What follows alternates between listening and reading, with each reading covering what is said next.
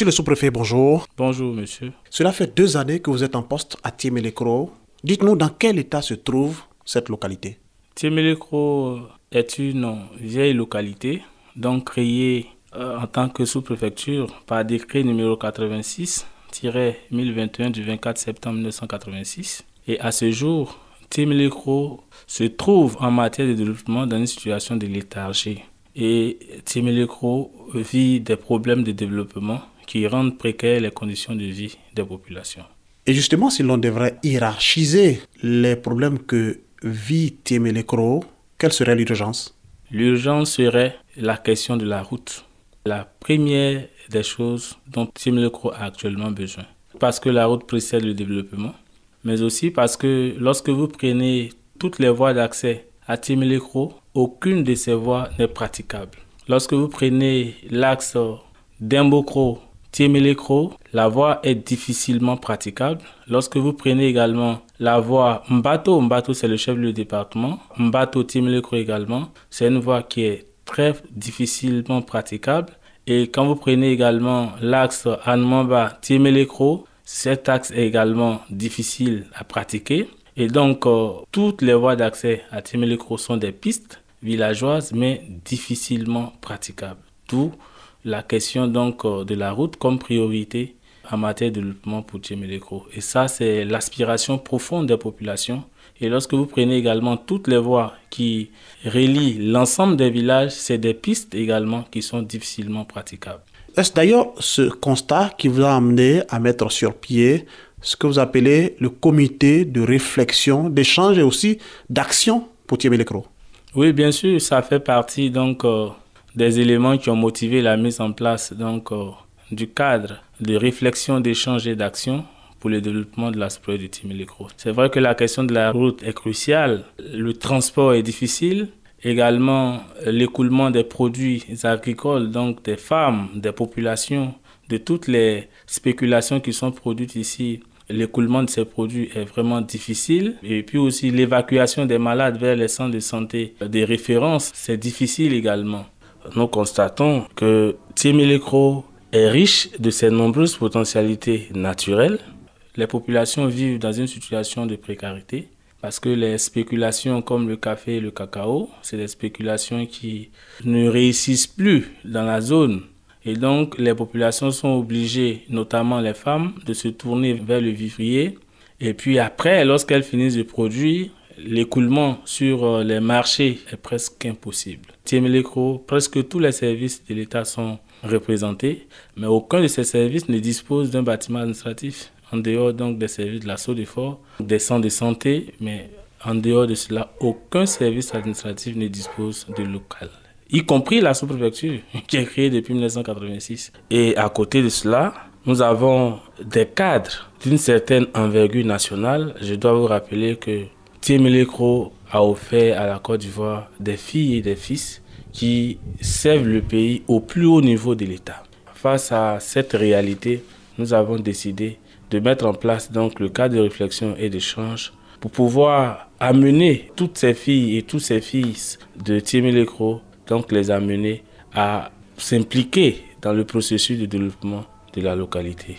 Ça y est, donc un comité qui va réfléchir au développement de Tiémélécro, vous l'avez dit, ce comité d'ailleurs que vous chapeautez. Dites-nous quelle sera sa mission réelle sur le terrain. En mettant en place donc ce cadre de réflexion, d'échange et d'action, j'envisage donc de promouvoir principalement le développement de la sous de Tiémélécro en suscitant l'implication effective et réelle des filles et des fils de cette localité dans le processus donc d'identification des problèmes, des mesures pour y faire face, ainsi que le suivi de la mise en œuvre réussie donc des dites mesures. Et pour une fois, chercher à réunir l'ensemble des cadres autour d'un objectif unique et commun, mais salutaire pour la communauté, c'est-à-dire le développement, et ce, indépendamment de leur coloration politique. Nous allons, dans le cadre donc de nos différentes activités, nous pencher sur les différentes thématiques, notamment le volet infrastructure, et voir comment on peut contribuer au développement de la sous-préfecture en recherchant comment nous pouvons, à travers donc les différentes actions à mener, réussir à faire en sorte que les problèmes d'infrastructure, que ce soit au niveau de l'école, les centres de santé et aussi des routes, élaborer également un plan de développement local de la sous-préfecture, en dehors des efforts que l'État consent déjà. Que faire pour améliorer le quotidien des populations? Alors, monsieur le sous-préfet, c'est ambitieux, tout ce que vous annoncez là. Combien de temps vous donnez pour réaliser ou pour parachever cette œuvre tout aussi ambitieuse? Nous ne finirons jamais de réaliser cette œuvre parce que ce comité ou ce cadre d'échange-là se veut un outil permanent à la disposition de la sous-préfecture de Timélécro. Il est permanent, mais déjà, dans l'urgence, nous avons des actions que nous prévoyons de mener. Dans un premier temps, nous avons déjà mis en place un comité scientifique qui a déjà mené des actions, qui a élaboré donc le projet. Après, nous avons tenu une rencontre donc avec les populations, notamment les chefs de village, les présidents de mutuelles, les jeunes, les femmes, pour leur donner l'information de la mise en place de cet outil et susciter donc leur adhésion relativement à ce projet. Et les populations ont accueilli favorablement le projet, d'autant plus que cette fois-ci, cet outil intègre tous les cadres dans leurs différentes colorations politiques. Nous envisageons de tenir une autre rencontre à Abidjan le 27 mars 2022 au Centre national des métiers de l'électricité à Bingerville. À l'ensemble des filles et des fils de la sous-préfecture de Timélécro, nous allons leur partager ce projet pour susciter également leur adhésion et les mettre à contribution. Au bout du compte, nous puissions réussir la mise en œuvre de cet ambitieux projet. C'est la synthèse de ces travaux qui vont nous permettre d'obtenir le plan de développement local. Une fois ce plan validé, le 4 juin 2022, nous allons avoir également une rencontre à Timélécro en vue donc de procéder à la restitution et, si vous voulez, à la présentation du document définitif qui devait servir de boussole à l'ensemble des acteurs de développement de la localité pour que, sous l'impulsion des cadres, pour que nous puissions obtenir certaines choses, mais avec une certaine rapidité. Toutes ces actions pour soutenir les structures de l'État, pour accompagner le gouvernement dans les actions de développement menées déjà pour Timélécro. Mais l'État ne pouvant pas tout faire, nous avons suscité cet outil-là pour que, à côté des actions de l'État, les cadres puissent vraiment s'impliquer et promouvoir le bien-être des populations de la localité. Un outil sur lequel tous les sous-préfets qui passeront pourront s'appuyer pour pouvoir vraiment faciliter l'adressage des questions de développement de la localité. Alors, monsieur le sous-préfet, vous êtes administrateur civil, on le sait, on est habitué à la paperasse dans vos bureaux. Là, vous êtes sur le terrain, vous prenez les devants pour parler de développement, vous mobilisez les cadres. Est-ce que cette autre façon de faire fait partie de vos prérogatives? L'une des missions fondamentales du sous-préfet, c'est l'encadrement des populations. Et le sous-préfet encadre les populations pour le compte donc, du gouvernement pour les amener sur la voie du développement. Et les cadres font partie de cette population.